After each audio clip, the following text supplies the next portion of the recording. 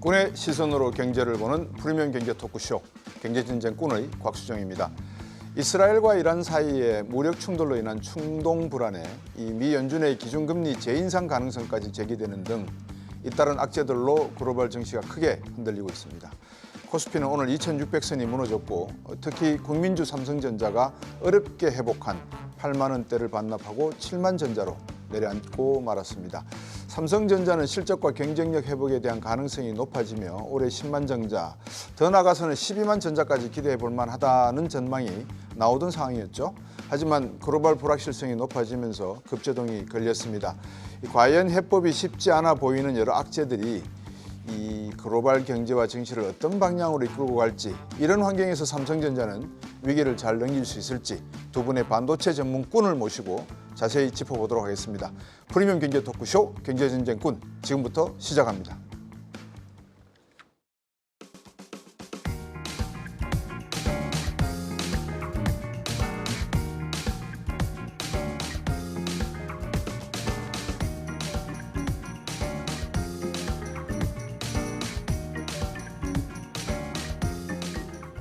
오늘 이스라엘이 이란에 대한 보복 공격을 감행했다는 이 속보가 전해지면서 글로벌 증시가 일제히 급락했습니다. 이 코스피가 일시적으로 2,550선까지 내려앉았죠. 원달러 환율과 국제유가도 상승했었습니다. 여기에 미 연준이 기준금리를 재인상할 가능성까지 이야기를 하면서 이 글로벌 증시에 다시 이 짙은 먹구름이 끼고 있는 상황인 것 같습니다. 올해 들어서 이 호조를 보이던 반도체 주가도 급락을 면치 못했습니다. SK하이닉스가 5% 가까이 급락했고요. 삼성전자는 또다시 8만 원대가 무너졌습니다. 잇따른 악재들이 향후 글로벌 증시와 반도체 주가에 미칠 영향, 두 분은 어떻게 보고 계신지 먼저 김양일 본부장부터 한번 여쭤보겠습니다. 어떻습니까, 네. 지금 상황이? 일단 삼성전자는 반도체라고 얘기하기 전에 한국을 대표하는 주식이잖아요. 그렇죠. 근데 오늘 그 전쟁 그 발발 다시 한번 있기 전에도 그 환율에 대한 어떤 우려가 삼성전자에 있었어요. 네. 그래서 이 4월 초에 그 이스라엘이 시리아에 있는 그 이란 그 영사를 이렇게 공격했을 때부터 네. 그 다음부터 사실은 기관 투자가들은 계속 삼성전자를 줄이고 있었던 거고요. 사실은 펀더멘털적으로 그때는 이슈가 된 게 없죠. 오늘 어저께 TSMC, ASM은 별도로 말씀을 드리고요.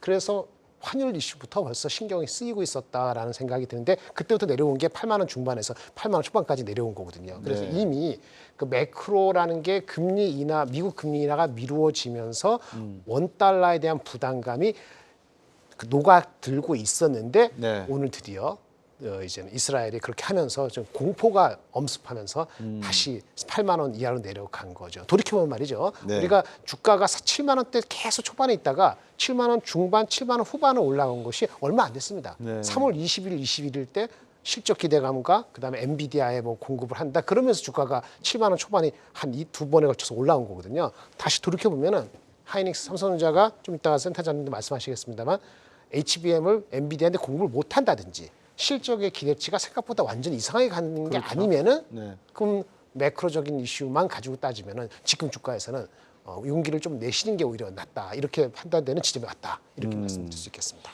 이승우 센터장님, 아까도 말씀드렸습니다만 총성에 포탄 소리에 살아, 이런 말이 있다 그러셨잖아요. 네네. 공포 증시라고 했는데 저는 이게 공포인지 아니면 기회인지 좀 헷갈리긴 합니다. 우리 삼성전자가 실적 면에서도 1분기에 상당히 높은 실적을 낼 거라고 지금 기대가 되고 있고 냈고요, 사실은. 네네.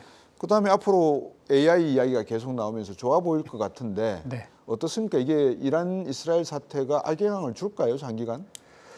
사실은 실적 발표가 되게 잘 나왔는데도 불구하고 지금 4월 들어서는 조금 약한 상황이잖아요. 네. 그거는 이제 우리 박사님 말씀하신 것처럼 금리 인상 기대감이 상당히 뒤로 후퇴를 했습니다. 네. 게다가 지난번에 금리를 낮출 수 있다라고 조금 그 발표를 했던 이제 제롬 파월이 네. 흔히 말해서 다시 변신을 했죠. 다시 그렇죠. 변신을 하고 다시 매파 발언들이 이제 득세하고 있는 상황이었고, 그런 와중에 이제 오늘 요 사건까지 좀 터지면서 좀 충격을 받고 있는데요. 네. 말씀해주신 것처럼 저희가 삼성전자를 목표가를 좀 올리고 이랬던 부분들이 가장 기본적인 건 뭐냐면 결국은 메모리 업황의 회복입니다. 메모리 업황의 회복은 이제 두 가지가 있는데 지금 말씀하신 것처럼 AI 쪽의 수요가 확대되는 부분이 있습니다. 네. 하지만 이제 기존의 우리 스마트폰이나 PC 이쪽에 대한 기대감들은 사실 높지는 않았거든요.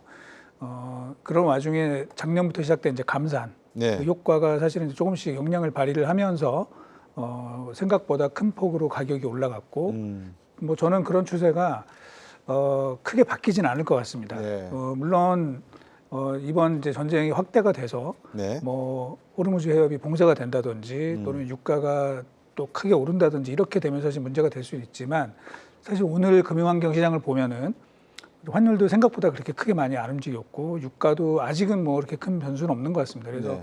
좀 시간이 지나면 다시 저희가 봤던 수준으로 조금 회복할 가능성이 높지 않을까 그렇게 판단을 합니다. 두 가지 말씀을 주셨는데 제가 느끼기에 외국인들이 지금 만약에 외환시장에서 환율이 1,400원을 뚫고 1,500까지 타치를 하려고 하는 기세를 보인다면 네. 외국인들이 얼마나 버틸 수 있을까, 남아있을까. 네. 두 번째는 말씀 주신 대로 파월 의장이 갑자기 매파로 돌변을 해서 야 금리 인하 꿈도 꾸지 마. 네. 금리 인상할 수도 모르겠어. 3월 달 소비자 물가가 3.5%야. 네. 이런 이야기가 계속 나오면 물론 시장의 상황은 이해가 되는데 과연 우리 증시가 얼마나 불확실성을 더 떠안을 것인가에 우려도 네. 없지 않아 있거든요. 네, 뭐 맞는 말씀이시고요. 금리가 사실은 이제 저희도 이렇게 될 줄은 몰랐습니다. 그렇죠. 사실은. 그러다 보니까 이제 지금 특히 최근에 미국의 연기금들 쪽에서는 네. 주식 비중을 좀 줄이고 채권 쪽으로 옮겨가자 이런 분위기들이 좀 나오고 있습니다. 그래서 네. 지금 어저께도 보면 캘퍼스에서 250억 달러 주식 매도를 한다 이런 얘기가 있었고 그렇죠. 오늘 새벽에도 보면은 골드만삭스 발로 해서 CTA 펀드가 420억 달러 주식을 줄이고 채권으로 이동한다. 네. 뭐 그런 이야기가 있었습니다. 그렇게 되면 자연스럽게 많이 오른 주식을 좀 줄이겠죠. 이제 그런 측면에서 최근에 이제 주가가 많이 올랐던 반도체 섹터가 아무래도 그 피해를 볼 수 있다. 그렇게 볼 수 있고 네. 또 지금 지적하신 환율로 인해서 외국인들이 이탈할 가능성. 사실은 아직은 이탈이 이렇게 많지는 않거든요. 네. 사실은 삼성전자 외국인들이 많이 판 것 같지만 사실은 아니거든요. 사실은 국내 기관들이 이제 줄여나가는 부분이 있었는데 그렇군요. 그것도 이제 마찬가지로 환율이 그 외국인 수급에는 지금 조금 변수가 될 수 있는 요인이 될 것 같습니다. 네. 이승우 센터장님, 지금 본부장님, 지금 보면 결국은 1,400원을 환율이 뚫고 올라간다. 그 다음에 반도체가 말씀드린 대로 반도체 시장에서 어떤 영향을 미칠까 이게 결국은 중요한데 삼성전자 입장에서는 네. 환차손이나 이런 걱정은 할 필요가 없지만 네, 그렇죠. 결국은 플러스 마이너스 손익 계산은 네. 분명히 해야 될 거 아니겠습니까? 네. 시장 상황이 녹록지 않을 거기 때문에 매출이 줄어들게 되면 네. 환차손 걱정 안 해도 되지만 매출 전체 순이익 면에서는 좀 타격이 있지 않겠습니까? 어떻게 보십니까? 이제 그게 있는데요. 근데 항상 결과적으로 보면은 그게 보이지가 않습니다. 왜 안 보입니까? 왜냐면 그거 예측을 할 때 네. 반도체 가격이 더 큰 변수가 되거든요. 반도체 가격이 5% 오를 게 10% 오를지 네. 10% 올라갈 게 5% 오를지 따라서 그게 더 가중될 수도 있습니다만 그렇군요. 보통은 상쇄되는 효과가 있기 때문에 네. 실질적으로는 큰 임팩트는 없고요. 다만 외국인이 한국을 들어올 때 아까 좀 전에 말씀드린 것처럼 1,400원 됐는데 네. 내려갈 것이냐 더 올라갈 것이냐 딱 봤을 때 판단해야 되겠죠. 네. 1,450까지 갈 수 있다고 판단하면은 안 사겠죠. 그러면 외국인이 한국 주식을 줄여야 되고 삼성전자를 줄이는 겁니다. 이제 이렇게 빠진 상태에서 줄이지는 않을지 모르지만 다시 올라오더라도 환율이 다시 올라가면은 그 걱정을 고민을 할 거예요. 그런 측면에서 좀 치고받고 범피한 움직임이 바닥을 오늘 잡았다 하더라도 그런 걱정은 남아 있죠. 이게 이제 우리게 그 이스라엘 이란이 만약에 휴전난이 이렇게 하더라도 환율은 미국의 금리가 만약에 올해 금리를 안 한다고 가정해 봅시다. 지금 금리 인하를 한 번 하고 두 번도 할 수 있다 왔다 갔다 하는 건데 금리를 인하를 안 한다는 거를 블랙 스완으로도 가정을 하면은 언제든지 해서 1,400 몇씩 갈 수 있는 거거든요. 그걸 신경 쓰면 외국인이 이제 지금부터 들어올 때는 매우 신중하게 들어올 가능성이 있어요. 더 안 팔더라도. 네. 그게 수급적으로 부담이 되는 요인이 앞으로 진행이 될 것이고 이 수급적인 부담은 삼성전자가 실적이 2분기 나오기 전에 엔비디아가 실적을 5월 중순에 발표되거든요. 그래서 엔비디아가 힘을 삼성전자를 끌고 가야 돼요. 엔비디아를 보면서 삼성전자 2분기 실적 좋겠다.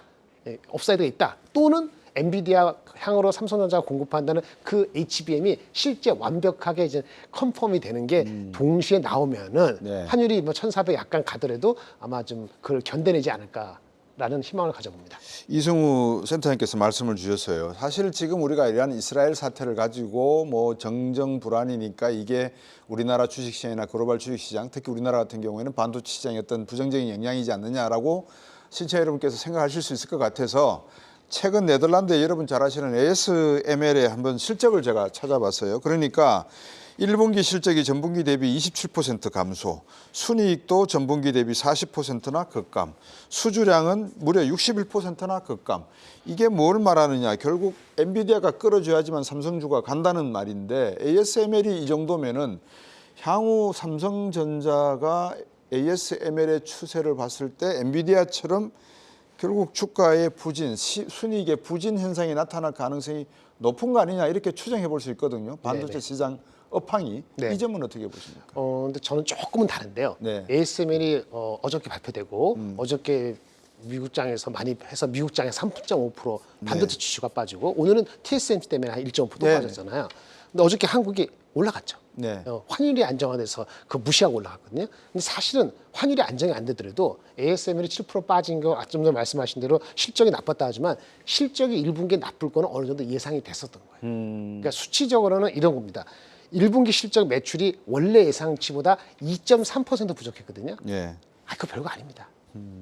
별거 아니다. 근데 별거 아닌데 이슈는 뭐냐면 1분기에 신규 수주가 적었어요. 네. 신규 수주가 아까 말한 것처럼 작년 대비 61%인데 사실은 4, 4분기 지난 4, 4분기 때가 워낙 많이 해가지고 90 몇억 유로여갖고 1분기가 36억밖에 안 나오니까 QOQ로 많이 빠졌거든요. 근데 어떤 면이냐면 EUV 얘네가 만드는 거는 2천억, 5천억짜리이기 때문에 그 오더를 계속 많이 줄 수는 없어요. 그래서 4분기에 좀 많이 나갔으면 1분기에 좀 빠질 수도 있죠. 네. 그래서 이것도 아주 큰 건 아닌데 그나마 좀 이 신규 수가 빠진 거는 향후에 그 출하량을 한 9개월, 1년 뒤에 영향을 미치는 거니까 조금 ASML한테는 이슈가 될 소지가 있었던 거예요. 근데 시장이 좀 분위기가 안 좋으니까 ASML 가지고 모든 장비 업체를 다 했는데요. 사실은 우리가 하이닉스 삼성전자 할 때 뭐라 했죠? AI를 했잖아요. 네. AI라는 거는 AI 관련되는 투자는 EUV하고 완전히 동격은 아니에요. ASML이 만드는 EUV 미세 공정을 많이 되면 좋겠지만 삼성전자 하이닉스가 주종으로 주가를 드라이브하는 거는 사실은 HBM이나 다른 쪽에 투자라든지 이런 게 더 중요하기 때문에 EUV가 뭐 1분기가 조금 미스했다 해가지고 네. 이거를 일파만파 이렇게 해석할 거는 아닌 게 얘네들이 1분기 실적이 안 좋게 나왔습니다만 올해 전체 가이던스는 원래 그대로 원래 ASML이 올해 작년부터 비교했을 때 매출이 성장이 없다고 본 거 그 원칙 그대로 얘기했거든요. 그러면 점점 3분기, 4분기에 좋아진다는 거를 가정한 거기 때문에 네. 주가는 이게 좀 뭐랄까 내려가고 싶은 걸 끌어내리는 어떤 욕심이 있었다 이렇게 보여주고 주가 많이 올랐어요 얘네들도. 네. 그래서 내려간 거라 보시면 되는데 오늘 TSMC가 어저께 발표된 게 나쁘게 나온 것도 아니더라도 TSMC도 4% 빠졌잖아요. 그런 거 보면 주가가 역시 빼고 싶은 마음이 컸던 거지. 누가 빼고 펀더멘털적으로 싶었을까요? 많이 올랐으니까. 많이 매크로 올랐으니까. 그러니까 TSMC 같은 경우는 ASML은 그렇게 실적이 그렇다 해서 TSMC 실적이 잘 나왔습니다. 잘 나왔는데 뺐잖아요. 그렇죠? 이게 더 큰 문제죠. 그래서 사실은 이것이 반도체 펀더멘털이 지금 무너지고는 징조라고 얘기할 수는 없지만 주가가 올라갔기 때문에 좀 아까 이제 본부장 센사님 말씀하신 것처럼 좀 영향력이 있는 그 주식 네. 많이 올라간 주식을 빼고 포트를 조정하는 과정에서 좀 폭격이 많이 맞았다 이렇게 볼 수 있는 거죠. 이승우 센터장님 조금 전에 사실은 좀 재밌는 말씀을 하나 주셨어요. 월스트리트저널에서 이틀 전에 나온 소식이거든요. 많은 주가에 투자한 연기금이라든지 일부 투자기관에서 지금 주가가 고점이라고 인식을 했는지 빼서 채권 시장으로 좀 돌렸다라는 기사가 나왔었거든요. 네. 지금 방금 말씀 주신 걸 놓고 보면 결국은 반도체주라든지 엔비디아 같은 AI와 관련된 디지털 기술 관련된 주가들이 어느 정도 실적도 있었지만 오를 만큼 올랐다라고 미국이나 아니면 서구의 투자가들이 지금 판단하고 있는 것은 아닌가. 그래서 이번 이스라엘 이란 사태에 그냥 얹혀서 가는 거 아닌가 이런 생각도 해볼 수 있겠네요. 뭐 그런 부분이 충분히 있다고 보고 있고요. 지금 좀 전에 우리 본부장님 좋은 말씀 주셨는데 ASML이 지난 분기랑 이번 분기에 준 가이던스가 똑같아요 거의. 네. 그리고 올해 1분기 실적이 좀 안 좋을 거라는 것도 이미 다 얘기를 했던 것이고. 네.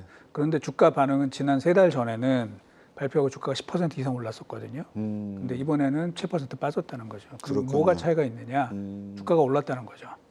그동안에 주가가 올랐기 때문에 뭐 같은 내용을 얘기를 했지만 이제 주가 반응은 서로 다르게 나타나는 네. 그런 부분이 있었다는 것이고요. 또 저는 사실 반대로 얘기를 하면은 ASML의 장비 구매가 그렇게 신규 수주가 많지 않았다는 거는 오히려 반도체 업체들한테는 더 제가 볼 땐 긍정적인 뉴스입니다. 그러니까 투자가 생각만큼 많지 않을 수가 있고 네. 그렇다 그러면 내년도에 예를 들면 공급 증가율도 그렇게 높지 않을 수 있겠네라고 해석이 될 수가 있기 때문에 네. 저희는 오히려 뭐 내년에도 이 우리 메모리 가격이 좀 더 좋은 흐름이 이어질 가능성이 오히려 더 높아졌다라고 판단을 합니다. 네.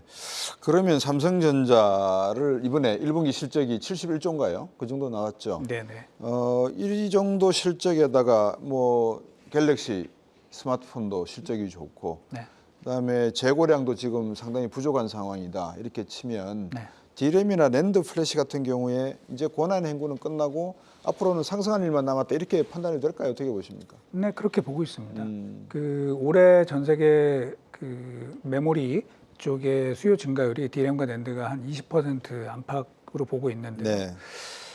공급 증가율은 뭐 그거보다 좀 더 낮게 보고 있습니다. 그리고 지금 말씀 주신 것처럼 재고도 뭐 제가 볼 때는 아직은 좀 높은데 이제 삼성이 예전보다 안전 재고가 높아졌다고 얘기를 하니까 그렇군요. 뭐 지금 이 정도라면 거의 정상 레벨에 가깝게 왔다라고 예. 하는 상황에서 또 이제 최근 들어서는 좀 추가적인 수요가 좀 생기고 있어요. 네. 사실은 뭐냐면은 이 엔비디아가 B100이라고 하는 이제 제품을 발표를 하면서 네. 그 기존의 우리 H100이라고 하는 GPU 그거에 대한 수요가 약간 줄어드는 측면이 있다고는 합니다. 네. 근데 이제 그게 뭐 투자를 안 하겠다는 것이 아니라 B100을 기다리는 그런 수요가 좀 생기면서 그 이 GPU를 구매했던 그 예산이 일부 오히려 이 엔터프라이즈용 SSD 네. 쪽으로 좀 많이 생기고 있다고 해요. 그러다 보니까 작년에 이제 큰 폭의 적자를 기록을 했던 낸드 플래시가 가격이 더 많이 오르고 있죠 지금. 그러면서 저희 추정치로는 아마 1분기에 삼성전자가 낸드 플래시에서도 흑자 전환에 성공한 것으로 보고 있습니다. 네. 그리고 그와 관련해서 이제 아직 컨퍼런스 콜은 안 했지만 지난번에 마이크론이 먼저 실적 발표를 했는데요. 네. 그때 이야기한 내용이 뭐냐면 자기네가 HBM으로 캐파를 전환을 하면서 기존 캐파가 생각보다 많이 그 리스트렉션이 좀 걸릴 것이다라고 생각을 하고 있습니다. 그래서 네. 가격이 연간 내내 계속 올라갈 수 있다라고 본다면 네. 메모리 쪽 업체들의 실적은 뭐 연말까지 계속 올라갈 것으로 저희는 보고 있습니다. 그렇군요. 이 HBM이 사실상 전체 반도체 시장에 차지하는 비중은 10% 정도 된다고 제가 알고 있는데 그 중에 90%를 결국 SK 하이닉스가 지금 뭐 공급하고 있을 수도 있고요. 삼성전자가 때늦게 이 부분에 대해서 팔로우를 하고 있고 지금 쌓이고 있는 것보다도 뭐 6단 내지는 8단이 더 높은 12단 내지 16단을 지금 쌓겠다. 그런 이야기들이 나오는데 삼성전자 성공할 수 있을까요? 어떻게 보십니까? 이 부분? 잘 모르겠습니다. 많은 예. 여러 가지 정황이나 우리 센터장님이 더 이렇게 내밀하게 더 파악을 하실 것 같은데요. 들어보면은 이번에는 조금 달라질 수도 있을 것 같다. 근데 이제 그게 눈에 가시화되는 게 네. 여름 이전이냐, 여름 이후냐 네. 그 정도의 판단인 것 같고요. 삼성전자가 하이닉스보다 뒤졌는데 왜 잘할 수 있느냐? 이렇게 기술적으로 들어가면 좀 말씀드리기가 좀 어려울 것 같아요. 정신 차릴 수도 있고 네. 아니면 그 제품의 그 어떤 설계가 아니고 공정에서의 뭐 어떤 결단을 내렸을 수도 있고 팀을 이렇게 더 확대하면서 더 독려했을 수도 있고 여러 가지 있겠죠. 근데 무엇보다도 저번에 엔비디아의 그 젠스랑이 그 3월달인가 거기서 할 때 그런 코멘트를 한 것 자체가 완전히 그냥 쇼맨십은 아니라고 본다면은 시간의 이슈라고 보여져서 격차가 바로 좁혀지지 않겠습니다만은 점진적으로 흘러가고 있는 그 분위기는 그렇게 흘러가는 거 아닌가라고 생각을 한번 유추해 보겠습니다. 네. 센터장님이 더 보충 설명해 주시면 좋을 것 같은데. 한번 보충 설명해 주시죠. 제가 뭐 전부 다 공개하기는 좀 그렇긴 한데요. 예. 사실은 연초에 제가 뭐 삼성전자, SK 하이닉스의 HBM 관련 팀들을 한번 이렇게 본 적이 있어요. 네, 근데 네. 그때만 해도 사실은 이제 엔비디아 관련된 그 질문들을 하게 되면은 특히 이제 삼성 쪽에서는 조금 이 조심스러워하는 부분이 있었거든요. 네. 근데 이제 사실 최근에 다시 한번 좀 뭐 제가 자세한 얘기는 못 드리는데 그런 미팅이 있었는데 분위기가 좀 많이 바뀐 것 같습니다. 그래서 우리 본부장님 말씀 주셨지만 이 젠슨항이 괜히 그 사인을 한 것은 아닌 것 같다. 그 정도로 제가 말씀을 드릴 수 있을 것 같고요. 특히 HBM3E라고 이제 그 5세대 제품이라고 하는 게 있잖아요. 네. 근데 그거와 관련해서도 지금 하이닉스랑 마이크론에 비해서 삼성이 좀 늦기는 했어요. 근데 12단 제품, 네, 지금 이제 12단 제품은 아직은 공식 양산은 아직 아무도 못 하고 있는데 거기에서 조금 생각보다 좋은 소식이 들릴 가능성이 굉장히 높아졌다. 그 정도까지만 제가 말씀드릴 수 있을 것 그 정도까지 말씀을 주셨는데 네. 자, 삼성은 이제 어느 정도 SK라든지 엔비디아에 어필할 수 있는 제품을 12단짜리, 뭐 16단짜리를 이제 만들어낼 건데 SK가 오늘 SK하이닉스가 TSMC하고 네, 협업하는 발표를 했단 말입니다. 네, 네.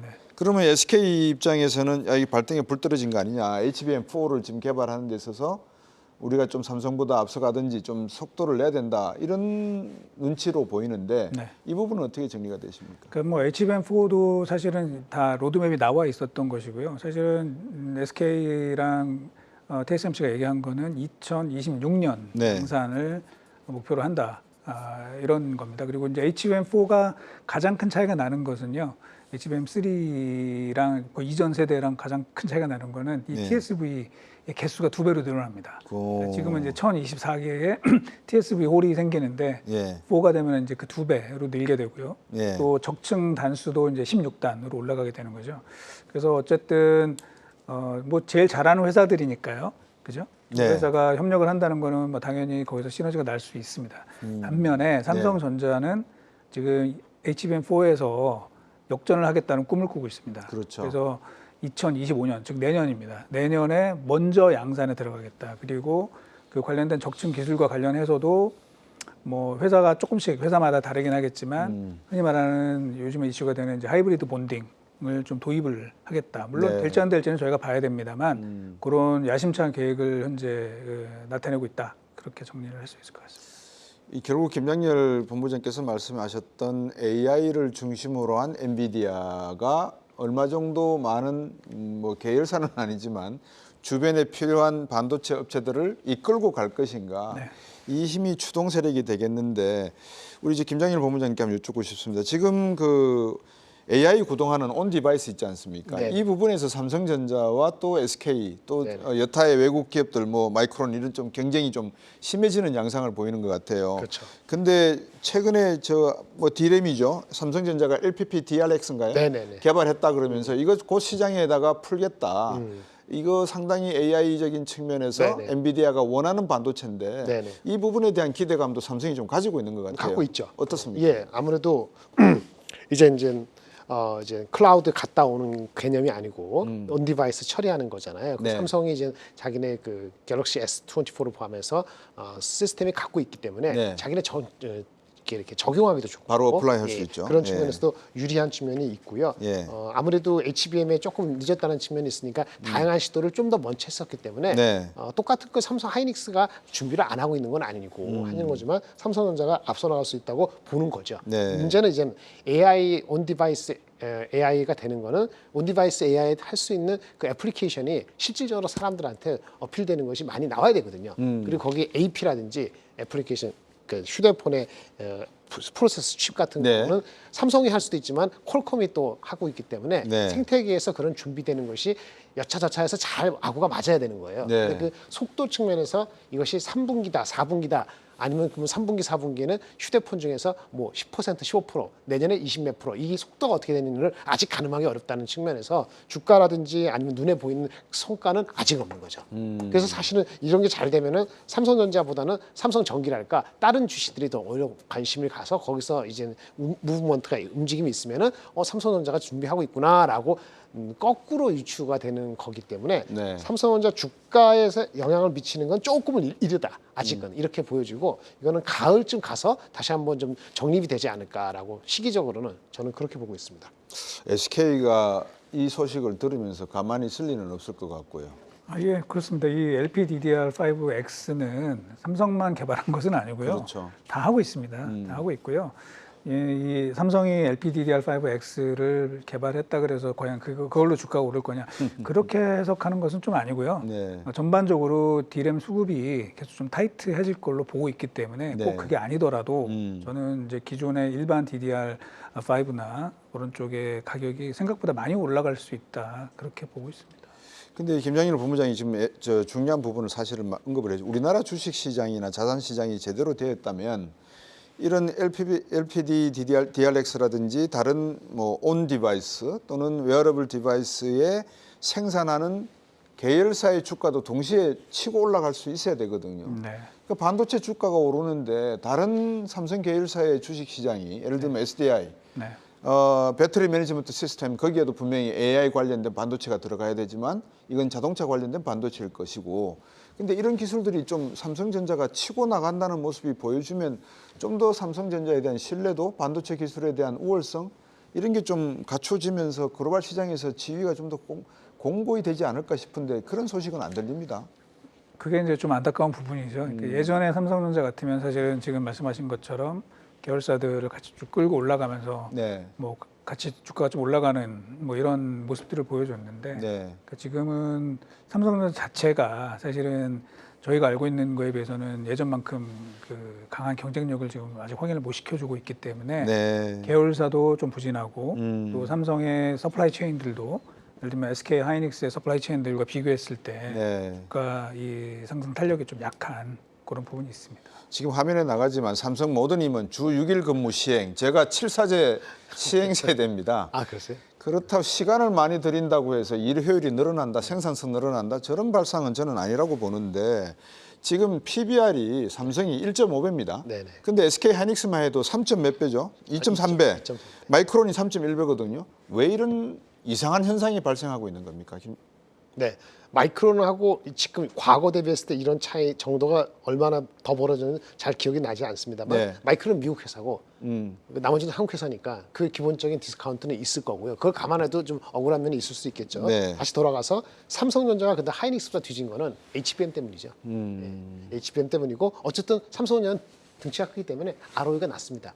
그러니까 우리 기업 밸류 앞인데 ROE가 높다 하는데 한국이 뭐 8%인가 그리고 PBR이 0.9 이렇게 되는데 ROE가 아마 삼성전자가 선생님 올해 이게 7, 8%안 나오죠? 아마? 올해 네. 9%에서 10% 정도 9%? 되고요. 10%? SK 그러니까 하이닉스는 그 2배. 두 배. 그러니까 오. 삼성전자보다 하이닉스가 반도체 크니까 물론 내려갈 때 깨지겠습니다만 그러니까 1.5배, 2.3배가 거기서도 설명이 되고 거기다 HBM 효과가 있으니까 프리미엄에 하이닉스가 좀 받은 거 아닌가? 자, 말씀 더 해주시면. 추가로 제가 좀 설명을 드리면은 저기 지금 화면에 그 삼성이랑 SK 하이닉스의 PBR을 저희가 그려놓은 네. 겁니다. 그래서 파란색이 삼성전자 삼성전자네요. PBR, 예. 빨간색이 하이닉스인데 이제 네. 보시는 것처럼 지금 최근 들어서 많이 벌어졌죠. 그렇죠. 지금 그 두 가지가 있습니다. 사실 제가 볼 때 요인이 지금 본부장님 말씀하신 HBM의 이 개발에 네. 대해서 삼성이 뒤쳐졌다 이런 부분도 좀 디스카운트 요인이 될 수 있고 예. 또 하나는 사실 저희가 이제 보시면 작년에 하이닉스가 적자가 났단 말이에요. 네. 그래서 이 BPS가 줄어들었거든요. 그리고 과거에도 잠깐 그 차트를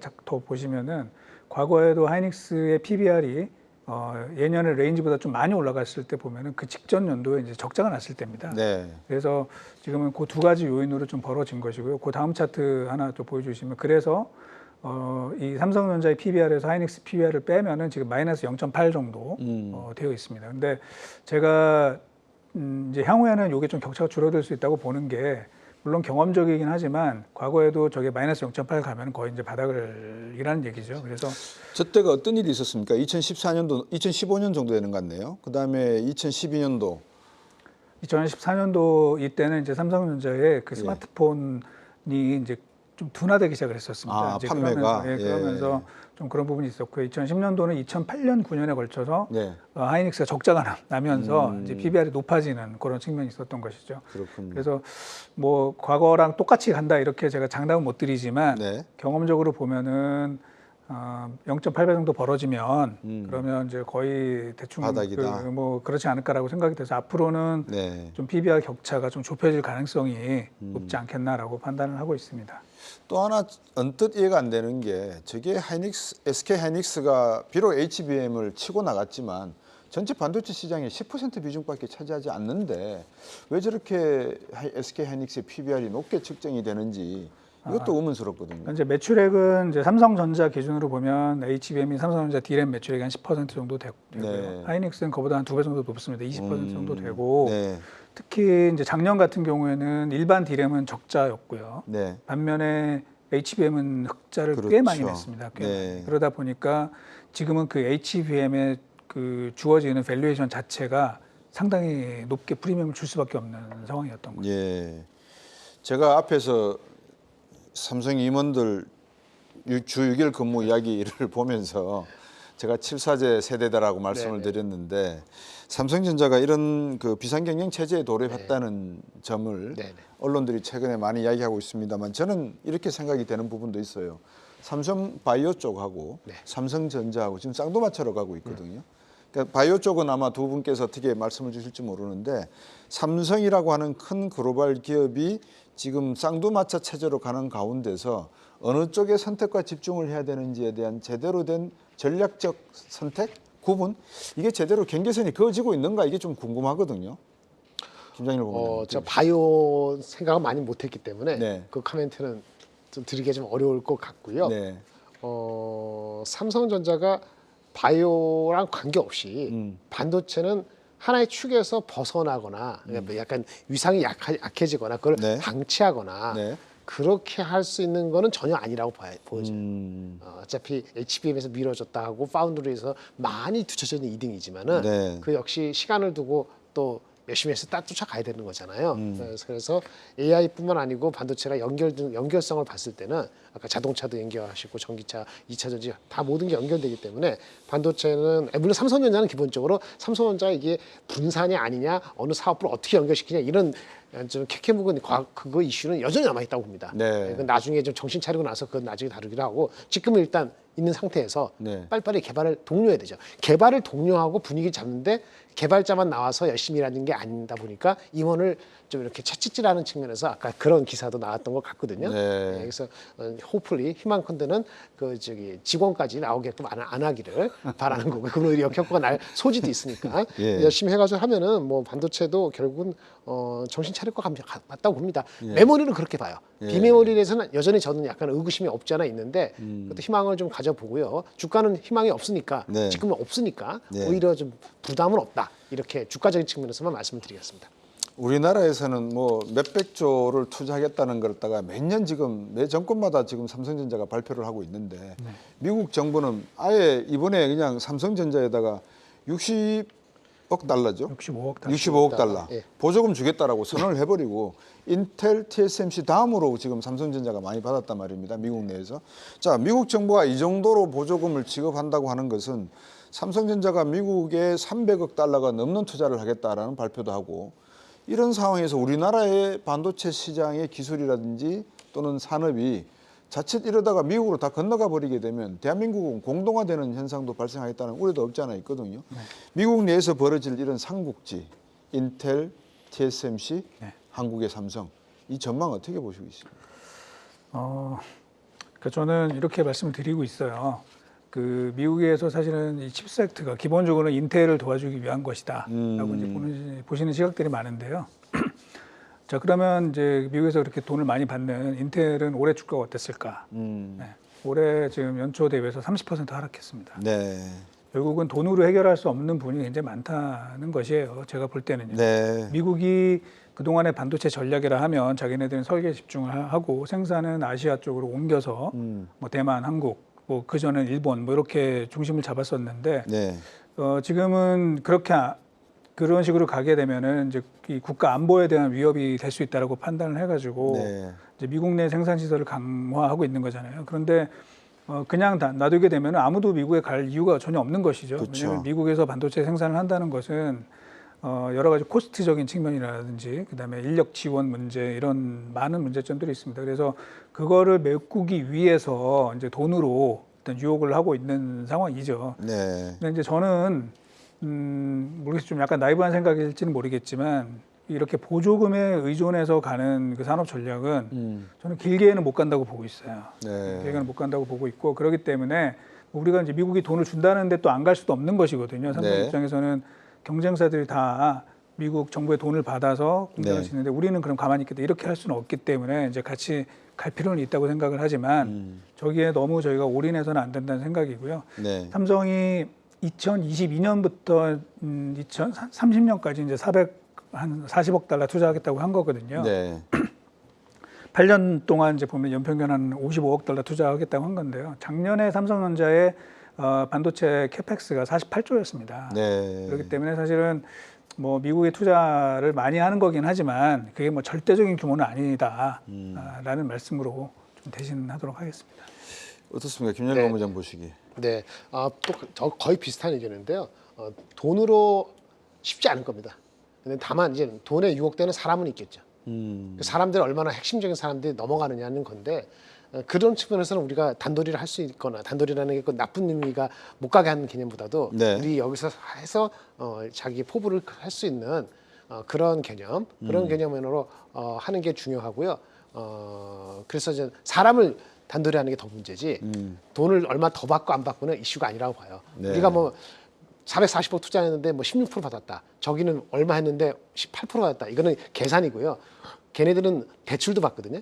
그러니까 우리가 더 받았다 안 받았다 그런 개념이 아니고 네. 어저께 나온 게 마이크로는 또 우리가 비슷하게 이슈가 받았거든요. 네. 돈의 계산은 이슈는 아닌 것 같고 사람이 뺏겨 나가는 거. 우리가 대만에 중국에 사람 뺏겨서 2차전 저기 뭐죠?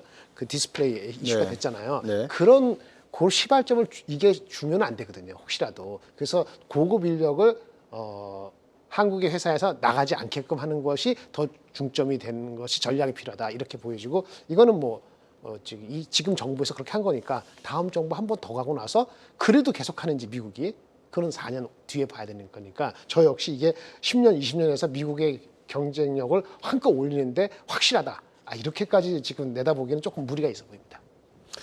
좀 제가 별개의 예를 한번 두 분께 드려서 우리 대한민국의 반도체 산업에 대한 전략 그리고 반도체 산업과 연관된 뭐 우주 항공도 좋고 드론도 좋고 뭐 무인 자동차도 좋고 한 전략을 한번 여쭤보고자 싶습니다. 최근에 알리라고 하는 중국계 유통업체가 우리나라에 들어와서 온라인 쇼핑이죠. 네. 엄청난 공세를 지금 퍼붓고 있습니다. 아마존도 우리나라에다가 일정 금액 이상을 사면 무료로 배송해 주겠다는 지금 제안을 하고 있습니다. 대한민국이 온라인 쇼핑이라든지 이 디지털 산업에 있어서 가장 필수적인 산업 서비스 분야에 중국과 미국의 러브콜을 이렇게 받고 있거든요. 그 말은 우리나라가 가지고 있는 디지털 정보 산업에 있어서 인프라, 정보망, 광케이블 이런 또 국민들의 어떤 습성 상당히 이 선진국으로부터 볼 때는 테스트 베드로서의 유망한 국가라는 게 분명히 드러나고 있단 말입니다. 자, 그러면 반도체를 가지고 있다 해서 단순히 반도체를 팔 게 아니라 이 반도체를 가지고 우리가 어떻게 응용을 해서 어떤 산업군을 만들어낼 것인가에 대한 연구도 필요할 거라 보여집니다. 그러니까 뭐 온 디바이스도 있고 웨어러블 디바이스도 있고 뭐 어느 웨어러블 디바이스도 있을 거 아니겠습니까? 그 왜 이런 산업군을 우리가 개발해서 하려고 그러면 정부가 좀 나서서 R&D 쪽으로 지원을 하고 중소기업이나 벤처 스타트업들을 양성을 할 필요가 있지 않냐 하는 생각을 제가 자주 하거든요. 이 부분에 대해서 혹시 뭐 이 센터장님이나 김 본부장께서 생각해 보신 점이 있으면 좀 지적해 주시죠. 뭐 쉽지 않은 문제이긴 한데요. 이런 것 같습니다. 그러니까 우리의 현재 뭐 교육 시스템이나 이런 기존에 있던 뭐 많은 우수한 인력들이 네. 그 특정 분야를 굉장히 잘합니다, 사실은. 네. 반도체 뭐 잘하고요. 또 뭐 설계도 잘하는 분야가 있습니다. 그런데 이거를 전체를 엮어서 네. 하나의 완벽한 토탈 시스템 이거를 구성하는 능력들은 사실은 제가 볼 때는 좀 많이 약한 것 같고요. 네. 이게 실제로 이제 삼성전자에도 저는 영향을 상당히 많이 주고 있다고 생각을 합니다. 최근에 반도체 업계에서 그 M&A를 통해서 네. 결국은 새로운 인공지능의 이제 새로운 차세대 주자로 이제 떠오른 기업들, 대표적으로 뭐 브로드컴 같은 회사들이 있거든요. 그 회사들이 반도체 회사를 인수하는 게 아닙니다. 네. 결국은 소프트웨어, 네트워킹, 보안 이런 관련된 업체들을 인수를 해 나가면서 네. 전체적으로 전체 풀 스택을 어떻게 가져가느냐 이제 이런 쪽에 경쟁력을 강화시키고 있는데 비해서 우리나라는 뭐 개별 회사들도 그렇고 제가 봐서는 이제 국가의 뭐 유능하신 공무원분들도 그런 좀 더 이 좀 완전체를 갖출 수 있는 유기적인 그런 전략은 조금 약한 것이 아닌가 뭐 그런 부분이 좀 아쉬운 것 같습니다. 이승우 센터장님의 네. 말씀을 제가 받아서 조금 더 하겠습니다. 네네네.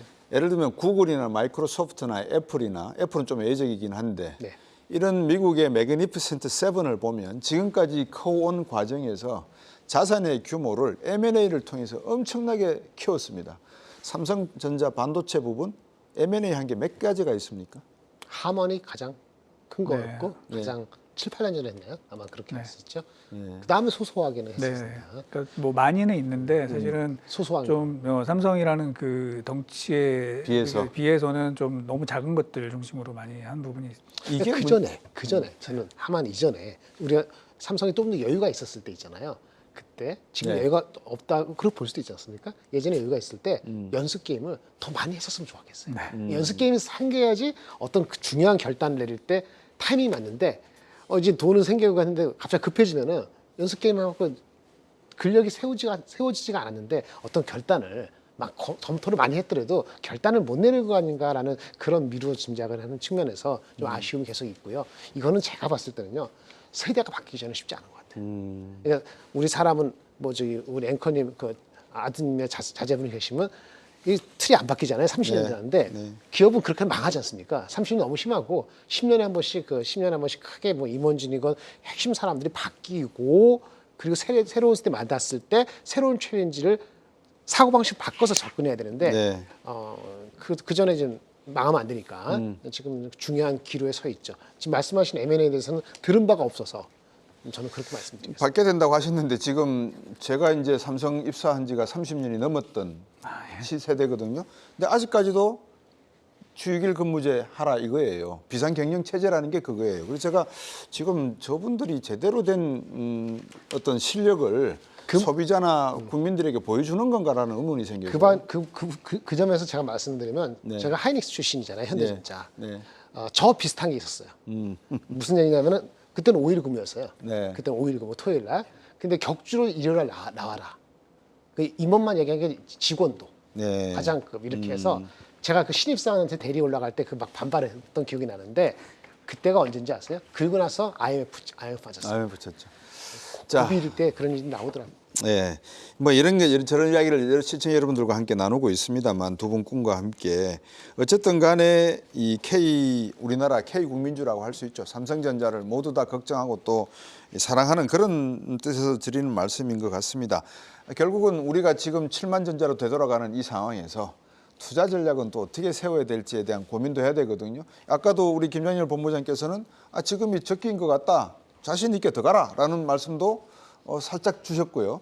이성호 센터장께서는 조금 조심하는 말씀도 주셨지만 그렇게 부정적인 뜻은 아니었던 것 같거든요. 어떻게 보십니까?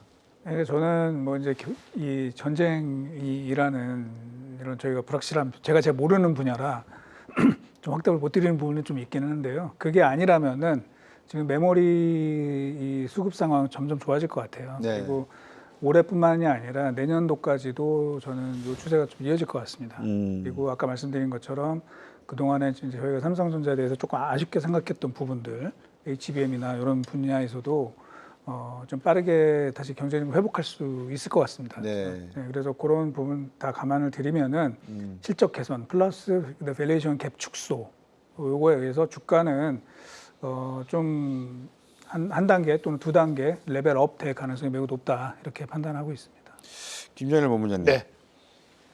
지금 반도체 그러면 이제 저희들이 보통 소부장, 그다음에 제작, 그다음에 패키징 이렇게 나누지 않습니까? 이 모든 기술의 선두주자를 부분적으로 나눈다면 어느 나라 어느 기업을 예를 들 수 있습니까? 우리는 제조죠. 제조고 그다음에 패키징 쪽은 대만이었는데 최근에 하이닉스와 함께 패키징이 우리나라가 많이 따라오거나 또 올라가고 있고 설계는 아직도 우리가 좀 뒤처져 있는 분야입니다. 그래서 이거는 조금 더 시간을 두고 있어야 될 것 같습니다. 유리기판 이야기가 최근에 나와서 제가 여쭤본 거거든요. 유리기판 이 부분은 지금 어떤 상황입니까? 가야 될 거고요. 우리가 기판이 한 20-30년 한번 바뀝니다. 우리가 지금 가는 6기 기판, FC, BGA라는 것도 근데 한번 해놓으면 한 30년, 20년 가거든요. 유리기판이 갑자기 왜 들어왔느냐면은 AI 때문에 들어온 거예요. 그러니까 AI 반도체 칩이 데이터를 많이 보내고 속도를 하려면은 아까 뭐 구멍 뚫고 뭐 한다 그랬잖아요. 그럼 진짜 지금 기판이 문제가 있어요. 한계가 있다고요. 데이터 처리하는데. 그러니까 전력을 많이 먹는다든지 전달 속도에 능률이 그렇기 떨어진다. 때문에 아직까지 괜찮은데 한 몇 년 뒤에 한 5년 길게 잡아서 2030년쯤 되면은 이게 AI의 속도가 이렇게 됐을 때 못 따라갈 거라는 생각이 들기 때문에 이게 좀 더 가속화되는 거고 이런 기술 자체는 디스플레이를 만드는 기술에서는 원래부터 10년 전부터 있었거든요. 네. 근데 이번에는 구멍 뚫는 기술이 도입이 되다 보니까 기술이 그러니까 옆에 서포트하는 기술이 성숙이 됐네. 근데 AI 때문에 앞으로 가야 될 거네. 열심히 해보자. 이렇게 해서 인텔도 AMD도 이게 필요하다 그러고 우리나라도 디스플레이 하다 보니까 뭐 PCB 하다 보니까 삼성 전기 끌어들이고 SKCM 자회사도 연결되고 이게 다 연결되는 거거든요. 그러니까 네. 기술이 없다 갑자기 태어나는 게 아니고 있었는데 제반 여건이 성숙이 되고 AI가 끌어줄 것 같으니까 해보는 거예요. 근데 이제 양산성 측면에서는 이게 내년도 내후년도에 좀 더 나아봐야지 이게 27년부터 정확히 될지 아니면 실제 연식 게임에다가 한 29년에 될지는 아직은 모르는 거죠. 현대하이닉스 출신이라셨으니까 제가 안 여쭤보고 우리 이승호 센터님께 여쭤보겠어요. 반도체 기술이라고 하는 게 중국이 그렇게 따라올라 그래도 지금 못 따라오고 우리나라가 적어도 5년 이상의 격차를 벌이고 있다는 거 아니겠습니까? 그렇죠? 네. 그런데 현대하이닉스가 SK하이닉스로 가면서 HBM을 갖다가 지금 제작을 했단 말입니다. 그 배경은 어디에 있는 겁니까? 그러니까 다시 말씀드리면은 반도체 기술이라고 하는 게 함부로 범접할 수 없는 설계 기술도 존재하고 제작 기술이 들어가는데 현대에서 있다가 SK로 회사의 적을 옮기면서 새롭게 HBM이라고 하는 것을 생산할 정도가 된다는 것은 다른 말로 하면 뭔가를 제대로 된 키만 안다면 그 누구도 중국도 쉽게 이런 거 만들어낼 수 있다 이렇게 단정할 수 있는 거 아닙니까? 뭐 말씀하신 분이 뭐 제가 부분이 틀렸다고 제가 말씀 못 드리겠는데 우리가 HBM이 어렵죠. 사실 어려운데 냉정하게 말씀을 드리면 후공정입니다. 냉정하게 말씀드리면 후공정입니다. 그래서 뭐 아예 뭐 불가능하진 왜냐면 후공정 그래서 눈에 보이거든요. 그렇죠. 어느 정도는. 그래서 이제 그런 부분이 있다. 뭐 그 정도로 말씀을 드리고 전에도 말씀드렸지만 하이닉스가 이렇게 좀 빠르게 그쪽 분야에서 치고 올라갈 수 있던 부분들은 그 관련된 그 인재들이 좀 많이 영입된 부분이 있었다. 그 정도 말씀드릴 수 있을 것 같습니다. 신체르미에 제가 드린 말씀은 HBM3나 HBM4가 나온다는 말씀을 드렸는데 삼성이 이 부분에 대해서 긴장감을 갖지 않았던 이유는 방금 말씀드린 대로 후공정 분야라서 그렇게 긴장 관계를 갖지 않았던 부분인데 마침 엔비디아가 이 부분에 대한 기술을 가지고 실험 삼아서 해본 것이 지금은 대박을 터뜨린 것 같습니다. 따라서 삼성전자 입장에서는 아마 우리도 쉽게 할 수 있어. 근데 우리는 더 싸서 제품을 내놓을게. 너희들이 내후년에 내놓는다고? 그럼 내년에 내놓지 나는 뭐. 이 정도의 자신감이라 그러면 못할 게 뭐 있나 이런 생각도 들거든요. 자, 그래서 시청자 여러분들께서 뭐 HBM을 가지고 너무 많이 이 고평가를 하거나 저평가를 할 필요는 없다는 말씀을 제가 드리는 것 같고 이제 이장우 센터장님하고 우리 김병렬 본부장님께 마지막으로 1분 30초씩 투자분들에게 지금 삼성전자 국민주, 삼성전자의 주가의 흐름과 이스라엘 이란 사태를 놓고 너무 근시안적이거나 단기적으로 보는 투자 전략보다는 중장기적으로 금리, 환율을 다 고려한 상황에 투자 조언을 해주신다면 어떤 말씀을 주실지 한번 주십시오. 그 최근에 이제 엔비디아가 전 세계 증시를 이끌면서 그 AI 대장주로 등장을 했는데요. 일부에서는 이제 우려하시는 분들은 주가가 많이 올랐고 또 과거에도 보면은 AI가 AI 겨울이라는 그 시기를 맞은 적이 있었다. 네. 그러면 엔비디아도 실적이 망가지고 또 주가도 빠지는 그런 위험성이 있는 거 아니냐 이렇게 이제 보시는 분들이 있습니다. 하지만 과거에는 그 AI 관련된 투자가 정부 주도하에 이루어졌었습니다. 네. 미국의 달파라는 기관을 중심으로 해서 투자가 이어지고 그게 금리 변동이나 또는 여러 가지 재정 여건에 따라서 이 투자가 축소가 되면서 그런 일들이 벌어졌는데요. 지금은 그렇지가 않죠. 기업들이 자발적으로 자기네들의 경쟁력을 높이기 위해서 이제 추진하고 있는 분야이기 때문에 네. 이 AI 스토리는 뭐 1년, 2년의 스토리가 아닙니다. 제가 봐서는 장기적으로 갈 수 있을 것이고 그와 관련해서 가장 역시 주목해야 될 분야는 반도체인 것 같습니다. 그리고 또 다른 하나는 이제 메모리에서는 가장 저희가 조심해야 되는 게 너무 과도한 투자가 이루어졌을 때 이제 공급이 많아지면 또 가격이 빠질 수가 있는데요. 지금은 모든 회사들이 다 조심하면서 투자를 진행을 하고 있기 때문에 이 흔히 말하는 이 메모리 업사이클이 생각보다 좀 길어질 수 있다라는 관점 하에서 주식을 보시면 되지 않을까라고 조언드리고 싶습니다. 네, 김정일 본부장님. 네, 지금 장기적인 관점에서는 거의 동감을 하고요. 네. AI는 한두 해 스토리가 아니다. 다만 우리가 AGI 뭐 해가지고 너무 사람들이 흥분했을 때는 실제 AI가 생산성으로 연결되는 거하고 갭이 있거든요. 네. 그럼 갭이 갑자기 생각나면 주가가 먼저 갔다가 내려가는 그 범피한 게 있는 거예요. 네. 그래서 삼성전자 하이닉스가 이건 매크로 때문에 빠졌는데 이 말씀드릴게요. 1,400 그 환율, 그 다음에 90달러 이상의 이제 유가 이것이 임박하거나 장기화될 것 같지 않으면은 네. 지금 레벨에서는 접근하실 수 있다라고 네. 말씀드리겠습니다. 네, 오늘도 귀한 말씀 나눠주신 두 분께 진심으로 감사드립니다. 감사합니다. 감사합니다. 고맙습니다. 이 러시아 우크라이나 전쟁 그리고 이스라엘 하마스 전쟁에 이어서 이스라엘과 이란 사이의 연이은 보복 공습까지 이 지정학적 리스크가 끊임없이 전 세계를 공포로 흔들고 있습니다. 이 갈등에 대응하는 방법이 과연 무력 충돌이나 전쟁일 뿐일까요? 이제라도 인류 공영을 위해서 우리가 무엇을 해야 될지 머리 맞대고 한번 고민해봐도 좋은 시점인 것 같습니다. 저희는 다음 주 금요일 오후 5시 30분에 돌아오겠습니다. 시청해주신 여러분 고맙습니다.